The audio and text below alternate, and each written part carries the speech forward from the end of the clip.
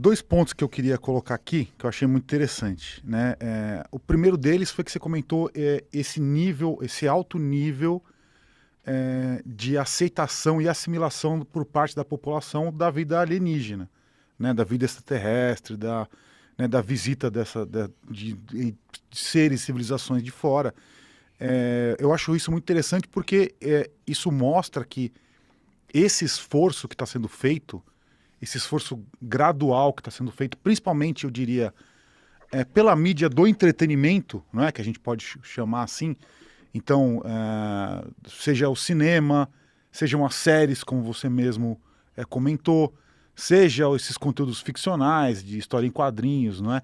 Então, todo esse processo de abertura dessa consciência, dessa possibilidade, está sendo feita de forma massificada através dessas mídias de entretenimento. Então, eu acho que esse é um ponto muito interessante, que eu queria saber a sua opinião, é uma coisa que eu tenho observado muito, né? Que esses processos cada vez mais estão sendo usados como uma preparação mesmo, né? Queria saber a sua visão disso.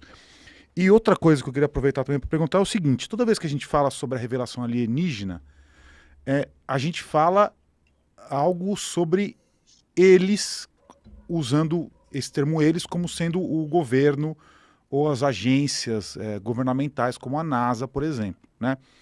Então, o que eu te pergunto? Quem teria o poder hoje de realizar essa grande revelação em massa para a humanidade? E se essa revelação, eu imagino, pelo que você tem falado, eu imagino que você entende que ela virá de um porta-voz humano. Então, seriam órgãos governamentais que iriam comunicar.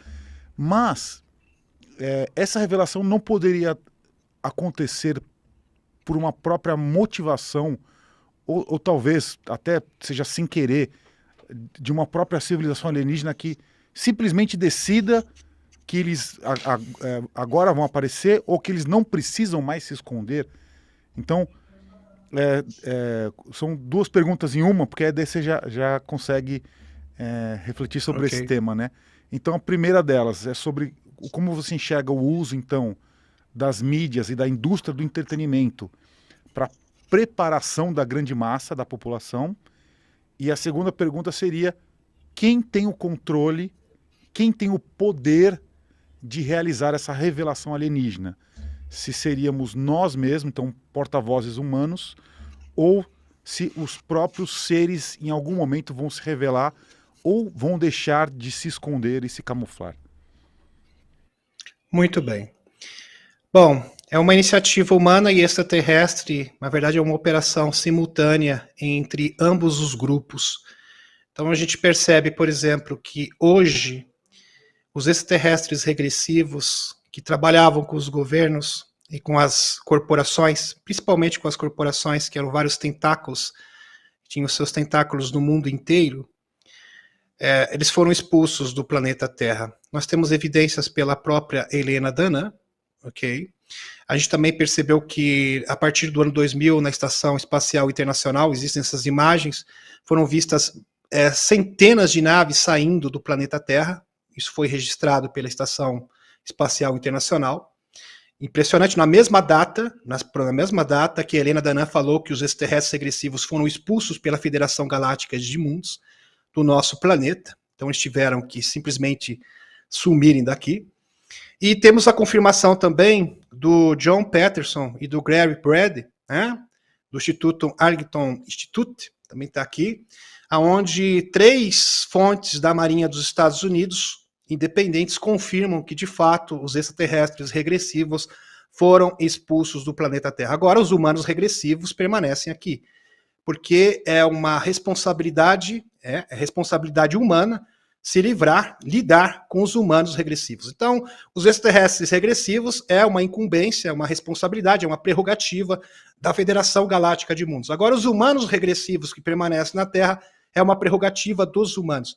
E é isso que está acontecendo no planeta, uma verdadeira batalha. Uma batalha entre os chapéus brancos, né, que a gente gosta de utilizar, e os chapéus pretos, que querem permanecer no velho sistema de controle, no velho sistema de subserviência, de anatocismo financeiro, de manipulação financeira, de pobreza, de juros sobre juros, etc. É isso que acontece. Então, essa batalha está acontecendo na superfície e hoje, diferente de antes, com a supervisão dos extraterrestres positivos. Então, hoje, a Aliança da Terra tem o que os chapéus pretos, antigamente, tinham ao seu favor, essa vantagem. Ou seja, eles têm a supervisão agora de inteligências superiores. Então, eles são assessorados por esses mentores, por assim dizer, que estão dando as instruções do que eles devem fazer, aconselhando a Aliança da Terra, que a gente costuma falar, que está trabalhando para que essa divulgação aconteça, essa mudança global possa realmente suceder.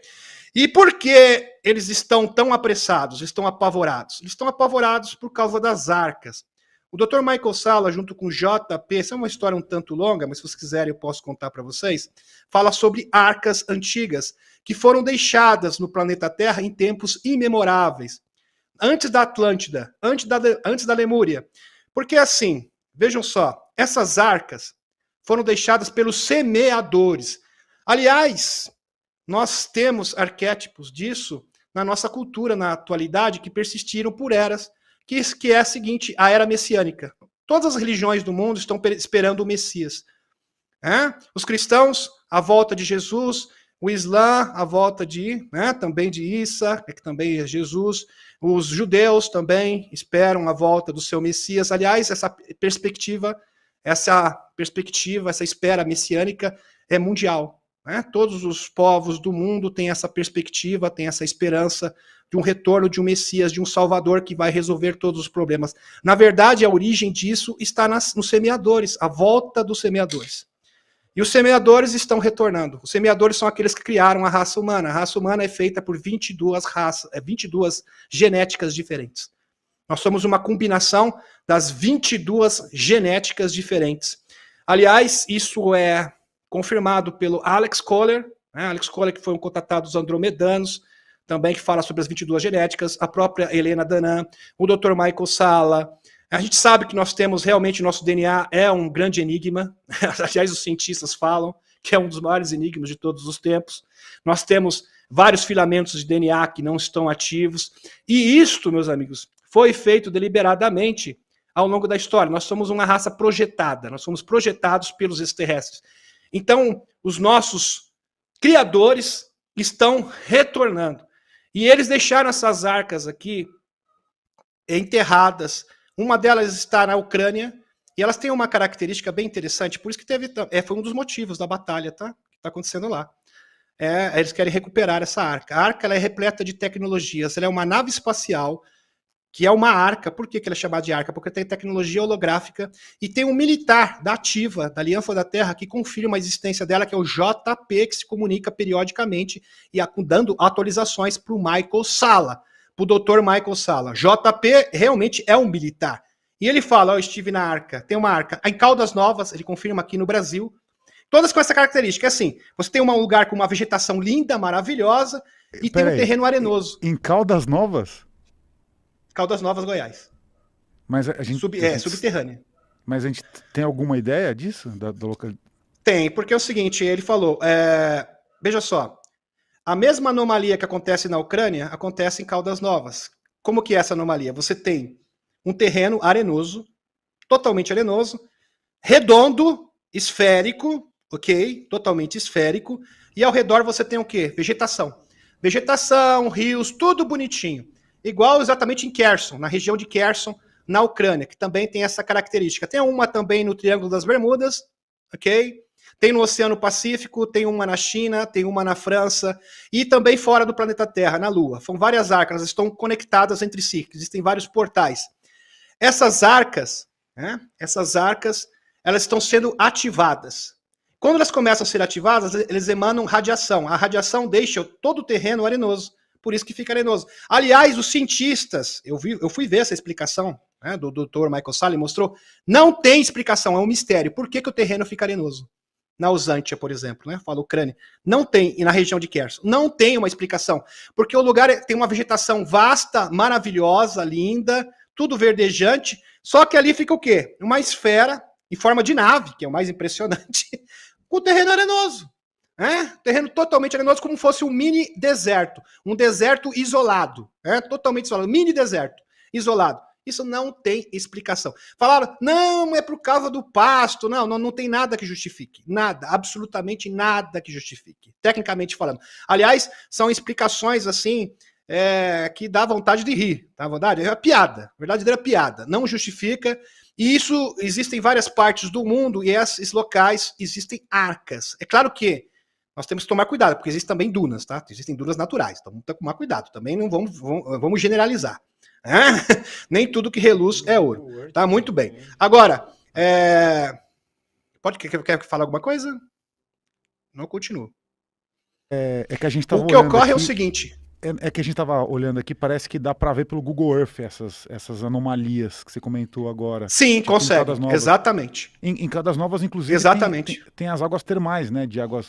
Tem também as águas termais próximas ali também. Não sei se está próximo disso, mas se tem alguma coisa a ver. Não está muito próximo, não. Não está muito próximo. Não tem nada que justifique. Porque se as águas termais causassem terreno arenoso, ia causar assim, de uma forma dentro aonde existem as águas termais. Ali tá fora desse terreno, ou seja, está fora do alcance das águas termais, então também não justifica. Agora, voltando aqui, as arcas estão despertando, elas estão acordando, por assim dizer, estão se ativando, a palavra seria essa. Elas estão sendo ativadas.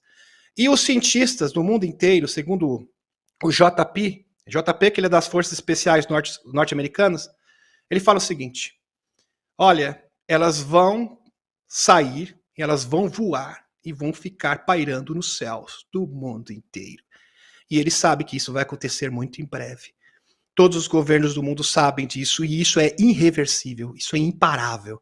Isso vai acontecer de qualquer maneira. E eles estão apavorados, porque o que eles vão falar? Como eles vão se reportar à população? Alguma coisa eles vão ter que dizer. Não tem como você simplesmente ignorar uma nave-mãe pairando no meio da Avenida Paulista. Você vai falar o quê? Você tem que ter uma narrativa. Aí tem mais. O JP, ele tem mais uma evidência. Mais uma grande evidência. O JP, muito tempo antes dessas sondas serem emitidas pelas arcas, ele falou o seguinte, as arcas, isso foi 2 anos atrás, presta atenção no que eu estou falando, 2 anos atrás, falou o seguinte, as arcas estão começando a emitir sondas esféricas metálicas, e elas serão vistas no mundo inteiro em breve, massivamente. Não sei se vocês chegaram a ver o relatório do Kirkpatrick, da ARO, do Pentágono. Não este agora, o último, um anterior. Não sei se vocês chegaram a ver. Relatório do Kirkpatrick. Anomalias de esferas metálicas, exatamente a mesma descrição, são vistas todos os dias no planeta Terra. Isto é oficial. Se isso não é uma evidência robusta, eu não sei mais o que é. Desculpem. Eu vi aparições, toda semana eu fico buscando esferas metálicas. Foi vista, acho que no Oklahoma, Estados Unidos, dezenas de esferas metálicas. O que essas esferas estão fazendo, segundo o JP? Monitorando o mundo. Elas saem das arcas, vão monitorar, recolher informações, recolher dados sobre o que está acontecendo na superfície, sobre os governos mundiais, e elas retornam novamente às arcas com essas informações, e essas informações são ali compartilhadas entre as arcas, e essas informações, para elas entenderem o que está acontecendo e como elas vão agir no momento exato. E isso é compartilhado com a Aliança da Terra. 24 horas por dia, para alguns homens que estão liderando essa transformação. Então elas estão monitorando pessoas, estão identificando os escolhidos, porque existem pessoas escolhidas para ativar essas arcas, igual o JP. Por que o JP trabalha nas Forças Especiais? Porque ele já, desde 2008, ele dava informações, ele cedia informações para as Forças Especiais dos Estados Unidos, porque ele era uma chave viva, assim como o Radu Cinemar do Projeto Zero, porque existem salas de registros também. O Projeto Zero seria um projeto psíquico que foi formado pela China e pela Romênia no tempo da Guerra Fria. Ok? Tem até o livro da série do Radu Cinemar, do Peter Moon, que o Peter Moon foi o redator, inclusive, dos livros do Radu Cinemar. E o Radu Cinemar é uma chave viva, porque ele tem as 22 genéticas. Então existem seres humanos que têm as 22 genéticas dos semeadores. Essas pessoas são pessoas que podem abrir e acessar essas arcas. Então eles são levados até as arcas, porque assim, se você não tem a genética e a frequência certa, a arca simplesmente rejeita você. Por isso que os escuros não se apossaram das arcas até hoje. Os trevosos, as pessoas malignas. Porque para você acessar uma arca, você tem que ter o quê? Uma pessoa com as 22 genéticas e com a frequência certa. E também não adianta, viu? Ter as 22 genéticas se vier com um propósito nefasto, trefoso. Se o seu objetivo for do mal, você não entra, você não tem acesso, você não consegue ativar essas arcas. E as arcas são ativadas, isso é impressionante, porque no relato do JP, quando eles entraram na arca do Triângulo das Bermudas, do Atlântico, eles formaram uma plataforma em forma de rosquinha, flutuante, onde eles tinham acesso através de um elevador, e eles iam até a arca. Quando eles entraram na arca, o JP, que é um dos escolhidos, porque ele tem as 22 genéticas, ele foi abrindo, só que tinha alguns compartimentos que ele não conseguia acessar. Aí eles chamaram índios astecas que estavam cantando Acuria Matê. Acuria Matê na língua dele significa um portal entre o céu e a terra. E as portas iam se abrindo automaticamente e eles iam tendo acesso aos compartimentos das arcas. Então isto é simplesmente maravilhoso. E quando a gente percebe que essas esferas metálicas estão vistas todos os dias, e também existem esferas metálicas de plasma. As esferas de plasma, segundo, também são vistas. Hoje, a maioria dos fenômenos ufológicos são esferas, a grande maioria. Eu diria 80% dos fenômenos ufológicos constatados hoje são esferas metálicas ou de plasma. As esferas metálicas são emitidas pelas arcas, e as esferas de plasma são sondas das naves da Federação Galáctica de Mundos, que estão aqui também monitorando e vigiando todas as ações. Então isso vai acontecer de qualquer forma. Eles sabem disso. É uma questão de tempo. Então é muito melhor para os governos prepararem a sua narrativa, prepararem o imaginário das pessoas, porque isto é algo que não tem mais retorno. É inevitável. Mais cedo ou mais tarde, o mundo inteiro vai saber desta grande verdade. E isto, agora voltando aqui para o retorno da era messiânica, essa seria a verdadeira era messiânica. Ou seja, o retorno à vinda dos nossos criadores. Porque nós somos, sim, fruto de... Nossa genética é alienígena. Ok? Esse é um fato. Desde o tempo dos Anunnakis, nós éramos um lêmure de cabeça preta, um lêmure de cabeça preta, e eles nos modificaram, nos ativaram, e nós estamos aqui novamente. É claro que antes dos Anunnakis terem contato com o ser humano, nós fomos programados, pré-programados geneticamente pelos semeadores. E o Enki, quando ele viu aquilo, falou, mas essa raça aqui, esse lêmure aqui de cabeça preta, ele não pode ser manipulado para ser um escravo, porque ele já foi projetado pelos semeadores, isso está errado. Mas o Eliu, seu irmão, ele mesmo assim falou, não, a gente precisa desses escravos. Por isso que o ser humano foi manipulado desde todos os tempos. Eles acreditavam que os seus mentores extraterrestres eram deuses. A gente vê isso no Enuma Elish, no tempo que os deuses caminhavam na Terra. Aí que surgiu essa dependência, esse sentimento de subserviência, de vira-lata, síndrome de vira-lata no ser humano. Reduziram também a nossa glândula pineal, reduziram a nossa expectativa de vida. A gente fala da Bíblia no tempo que as pessoas viviam 1000 anos, Matusalém, por exemplo, um ótimo exemplo. Isso também não é isolado, você não encontra isso unicamente na Bíblia. Você também vai encontrar nos escritos egípcios antigos. No Papiro de Tuli. O Papiro de Tuli está ali na era dos deuses, onde eles viviam, eles reinavam dinastias egípcias por 1000 anos, reinou por 1200 anos. É a mesma coisa. No tempo da Suméria, idem. Então, de fato, a humanidade tinha uma perspectiva de vida muito maior. Isso foi reduzida deliberadamente pelos extraterrestres negativos para nos controlar. Porque, assim, vamos convir aqui, meus amigos, na concepção extraterrestre, viver 80 anos você é um adolescente ainda. Você é um adolescente, está começando a aprender a vida.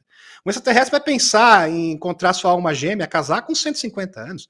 Ah, 70 anos é um jovem, tá curtindo a vida. E a gente aqui tá na época já de falecer, no final da vida. Então é uma forma de controle. Porque para eles nós somos o quê? Criancinhas. Pessoa com a nossa perspectiva de vida. Mas vocês já imaginaram a maturidade que nós teríamos se nós pudéssemos viver 1000 anos? Quanta experiência, quanta bagagem. Seria um outro nível de ser humano. Totalmente diferente. Não dá nem para conceber isso.